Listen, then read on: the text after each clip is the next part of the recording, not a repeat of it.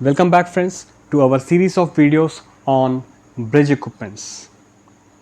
And today in this video we are going to discuss about marine radar. So let me quickly come to the page. Yeah, marine radar. So like I said in my previous video that whenever somebody asks you a question, the surveyor or the examiner, he asks you a question, what is radar? The very first thing that we are going to do is give him the full form. So radar stands for radio detection and ranging. Radar. Okay, so it stands for radio detection and ranging. Next, what it does. Okay, so what it does is it is used to detect other ships, land or other obstacles over the water.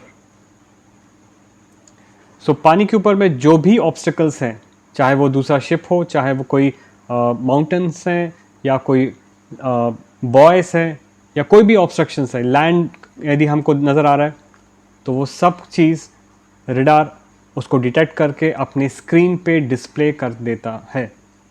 Okay, so that's what radar does. It will detect all the obstacles over the water and display it over the radar screen. And when we see those obstacles over the radar screen, it will help us in keeping lookout, and also we can find out informations such as bearing and the distance. Okay, so like I said, it helps us in keeping lookout, and it also provides us bearing and distance of that obstacle या फिर bearing and distance of that object. So that's what the marine radar does, and hence it is helpful for us in the navigation. Now there are two types of radar. Okay, radar दो type के होते हैं. पहला है X band radar and दूसरा है S band radar. X band and S band. Basically ये S band और X band क्या है? बेसिकली ये फ्रीक्वेंसी के बैंड्स हैं. ये इलेक्ट्रोमैग्नेटिक वेव्स हैं और वेव्स की अलग अलग फ्रीक्वेंसीज होती हैं, तो ये फ्रीक्वेंसी के बैंड्स हैं, X band and S band. X band radar, I'm just writing over here, X band radar, they work on a frequency of 9 gigahertz. Okay, so X band works on 9 gigahertz frequency. और जो S band होते हैं, S band radar होते हैं, they work on the frequency of about 3 gigahertz. Okay, so ये उनकी frequencies है, तो दोनों की अलग अलग फ्रीक्वेंसी पे काम करते हैं. X band radar 9 gigahertz पे फ्रीक्वेंसी पे काम करते हैं, S band 3 gigahertz फ्रीक्वेंसी पे काम करते हैं. और यदि if you want to know the wavelength of this electromagnetic waves, तो you can, they are also called as X band radar are called as 3 centimeter radar, and S band is called the 10 centimeter radar. Okay, so these are the two wavelengths. तो 9 gigahertz 3 gigahertz क्या है? ये दोनों frequencies हैं, radar की frequencies है. और 3 centimetre and 10 centimetre they are the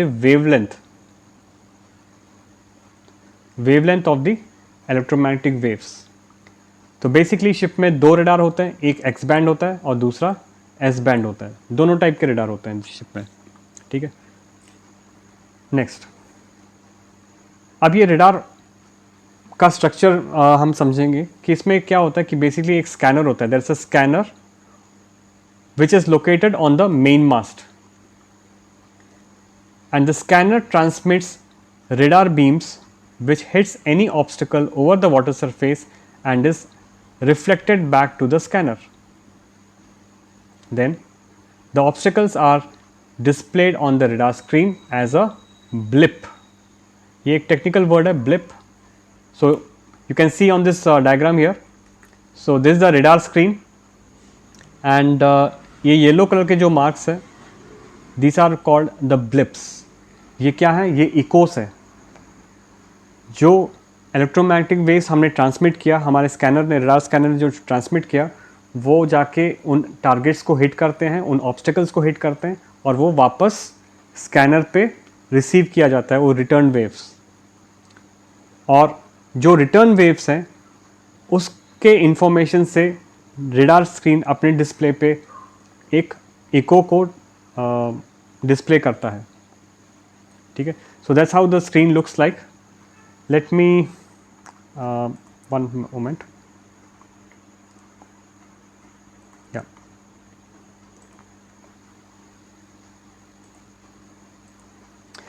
so this how radar screen looks like. यदि हम उसको काफ़ी क्लोजली मैं दिखाने की कोशिश कर रहा हूँ इसमें, so you can very clearly see how the radar screen looks like. Now शुरू में देखने में थोड़ा सा कॉम्प्लिकेटेड लगेगा क्योंकि बहुत सारी इंफॉर्मेशन इसमें दी गई हैं, and obviously if you are fresher then you might get confuse that what the hell it is, right? But never mind, over practice you will certainly get better as and when you use it even more. Now this is the radar screen. At the center of the screen you have the own ship. Okay, this is your own ship, OWN, own ship. ये हमारा ship है। कहाँ पर होता है हमारा ship? radar screen के center पे। ये जो fixed line दिख रही है, ये white line जो दिख रही है, this is your heading marker. Heading marker. तो बेसिकली ये हेडिंग मार्कर जो है, ये हमारे शिप की हेडिंग को डिनोट करता है कि हमारा शिप इस डायरेक्शन में, जिस डायरेक्शन में हमारा हेडिंग मार्कर बना हुआ है, उस डायरेक्शन में हेड कर रहा है। Okay, and these yellow blips, ये सारे जो येलो डॉट्स इसमें नज़र आ रहे हैं, these are called blips. They are basically obstacles over the water. तो हमारे रडार स्क्रीन ने इन ऑब्स्टिकल्स को आइडेंटिफाई किया है और उसे हमारे स्क्रीन में डिस्प्ले किया गया है। ओके, नाउ क्वेश्चन कम्स कि ये है क्या चीज़, ये ब्लिप्स क्या हैं? नाउ ये ब्लिप्स ऑब्स्ट्रक्शंस हैं, वंडरफुल, लेकिन है क्या एग्जैक्टली है क्या चीज़? ये शिप्स हैं या बॉयस हैं या फिशिंग बोट्स हैं या फिर लैंड है, क्या है ये? तो इसके लिए हमारे पास में और फर्दर इन्फॉर्मेशन होना चाहिए। उसके लिए हमें सबसे पहले तो है लुकआउट रखना ज़रूरी है। ठीक है, always maintain a lookout, never forget. Okay, never forget to keep a lookout, because many people today are depending on the electronic equipments for their navigation, and most of the accidents are happening because of the same. So anyway, so once you are keeping the lookout, you know exactly what you are looking at. Okay, so these blips which are seen on the radar screen, they are basically, they are ships. Either they are ships at anchor, or it could be maybe a group of fishing boats as well. But okay, ये आपको experience से समझ में आ जाएगा। I can tell you that it's a ship which are at anchor. Okay, but basically you need to have keep a good lookout to understand what exactly these blips are. Okay, तो ये तो हो गया screen में हमें obstacles कैसे नज़र आएंगे। नाउ कम्स, यहाँ पर एक पॉइंट लिखा गया है कि you can find bearing and distance, right? किसी भी ऑब्जेक्ट का या किसी भी टारगेट का हमें बेयरिंग एंड डिस्टेंस मिल सकता है, but then question is how, कैसे मिल सकता है? तो उसके लिए सिंपल तरीका है, ये रडार स्क्रीन है और यहाँ पर रडार का कर्सर है। ठीक है, ये जो प्लस मार्क दिख रहा है, this is the cursor of the radar. Okay, तो ये रडार का कर्सर है और ये कर्सर हम जहाँ पर भी रखेंगे, इमीडिएटली हमें उस पॉइंट का या उस कर्सर का रेंज एंड बेयरिंग, हमारे शिप से उसका रेंज एंड बेयरिंग हमें मिल जाएगा। ठीक है, सो हमें करना क्या है? We have to pull this cursor and bring it to any of the target, जैसे मुझे इस टारगेट ए का रेंज एंड डिस्टेंस पता करना है. So this is your target A, मुझे इसका रेंज एंड डिस्टेंस पता करना है. So what I will do is I will bring the cursor to this target. ठीक है, I will bring move this cursor and keep it on the target A. Once I keep it here, right on top of it, ठीक है, यहाँ ऊपर में आप देख सकते हैं, यहाँ पर लिखा हुआ कर्सर और उसका ट्रू बेयरिंग और उसका डिस्टेंस. ठीक है, ये हमें इंफॉर्मेशन इमीडिएटली यहाँ से मिल जाएगा. सो wherever the cursor is, the bearing and distance can be read from the screen. So this is one easy way to find out the range and bearing of any point on the radar screen. हम किसी भी point का हम range and bearing निकाल सकते हैं. जैसे अभी मान लीजिए अभी जहाँ पर कर्सर रखा हुआ है वो कर्सर का रेंज कितना है, 2.973 नॉटिकल माइल्स. और ये जो कर्सर अभी जहाँ पर है इसका बेयरिंग हमारे शिप से, ठीक है, हमारे शिप से इसका बेयरिंग कितना है, 113.9 degrees. So simple. And that is exactly why people are more and more dependent on the radar. But anyway, we're not going to go into that. So basically इस तरीके से हम किसी भी ऑब्जेक्ट का रेंज एंड डिस्टेंस मेजर कर सकते हैं, सॉरी रेंज एंड बेयरिंग हम मेजर कर सकते हैं. Now there is one more method to find out the range and bearing, और उसको हम उसके लिए हम यूज़ करते हैं VRM and EBL. VRM and EBL से भी हम किसी भी ऑब्जेक्ट का या किसी भी ऑब्स्टिकल का या किसी भी पॉइंट का रडार स्क्रीन पे उसका रेंज और बेयरिंग हम मेजर कर सकते हैं. Now what is VRM? VRM is variable range marker. Okay, VRM stands for variable range marker. ये जो डॉटेड सर्कल आपको नज़र आ रहा है, ठीक है, ये डॉटेड सर्कल जो नज़र आ रहा है, दिस इज़ द VRM. और इस VRM को हम मूव कर सकते हैं. एक छोटा सा नॉब रहेगा आपके पैनल पे, रेडार का जो पैनल रहेगा, कीबोर्ड पैनल रहेगा, उस पे एक नॉब रहेगा जिसको हम टर्न करके इसका रेडियस जो है कम या फिर ज़्यादा कर सकते हैं. तो इसको नॉब को घुमा करके हम इसको आगे ऊपर नीचे कर सकते हैं. जो जैसे मुझे इस टारगेट ए का मुझे रेंज पता करना है, तो I can reduce the radius of the VRM and bring it to here. Okay, मैं उसको यहाँ पर ले आऊँगा और फिर मुझे VRM की value bottom of the screen, ठीक है, यहाँ बॉटम ऑफ द स्क्रीन में यू कैन सी VRM की वैल्यूज़ दी गई है. ठीक है, तो 2 VRM होते हैं और 2 EBL होते हैं. तो जो VRM मैं यूज़ कर रहा हूँ, सपोज मैं VRM 1 यूज़ कर रहा हूँ, तो मुझे उसका रेंज मिल जाएगा यहाँ से. Okay, so that's how we can find out the range using the VRM. And the second one is EBL. EBL stands for electronic bearing line. I will repeat it, electronic bearing line. Electronic bearing line कौन सी है? ये जो dotted line आपको नज़र आ रहे हैं, ठीक है, this dotted line on the radar screen, this is your EBL, electronic bearing line. Again इसका इंफॉर्मेशन कितना है हमें यहाँ पर स्क्रीन पे बॉटम साइड में हमें मिल जाएगा.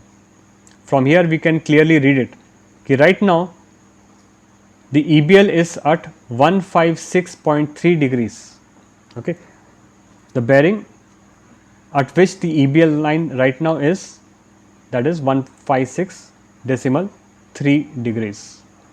तो सिमिलरली यदि मान लीजिए मुझे पॉइंट A का बेयरिंग लेना है, तो मुझे क्या करना है, एक दूसरा नॉब रहेगा अपना कीबोर्ड पैनल के ऊपर में.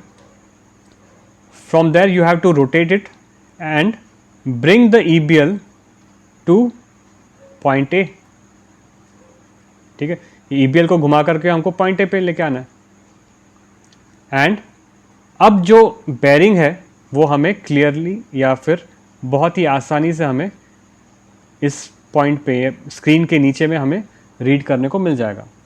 So that is another way of finding the bearing and range. The first method is we can use the cursor and find the range and bearing of any object, and the second method is we can use the VRM and EBL. Okay, VRM से हमें मिलता है range and EBL से हमें मिलेगा bearing. Okay, so that's a little bit more information on radar, just because most of you might be interested. तो मैंने add किया है कुछ just for understanding it better. और of course ये जो मॉडल है रेडार का, जो मॉडल है, एक इक्विपमेंट से दूसरे इक्विपमेंट में थोड़ा सा डिफरेंस हो सकता है. ठीक है, ये मॉडल हो सकता है JRC का है. JRC एक मेक है, कंपनी का नाम है जो रेडार बनाती है. आपके शिप में हो सकता है फुरनो का होगा, या फिर रेकन केकी का हो सकता है, या फिर टोकीमेक का हो सकता है. तो अलग अलग कंपनीज हैं जो रेडार बनाती हैं, तो उनके थोड़े से जो फीचर्स हैं अलग हो सकते हैं. तो कर्सर यहाँ ऊपर में है, हो सकता है कर्सर किसी दूसरे इक्विपमेंट में नीचे में मार्किंग किया है, कहीं पर EBL नीचे में है तो कहीं ऊपर में होगा. तो वो थोड़ा सा वेरिएशंस एक मॉडल से दूसरे मॉडल में हो सकता है. Okay, but in general you will find this informations, and this is how we can find the range and bearing of any object in a very simple manner. Okay, fine. So coming back to the screen of radar, first of all simply give the full form of the radar, then tell them what it does, करता क्या है, and then you can add some informations like there are two types of radar, X band radar and S band radar. X band की frequency बता दो, S band की frequency बता दो. ठीक है, and that's how you can build your answers and make your answers more impressive to the examiner. So I hope you have understood about marine radar. If you have any questions or doubts or any comments you have to make, you can always put it on the comment box and let me know. So I'll try if I can answer them, or maybe I'll make a new video on your question and answers, and that way we can share the knowledge. So thank you very much for watching this video. Well, if you haven't subscribed, please do it. Share it with your friends, and well, that's all for now. Thank you very much and have a good day. Bye.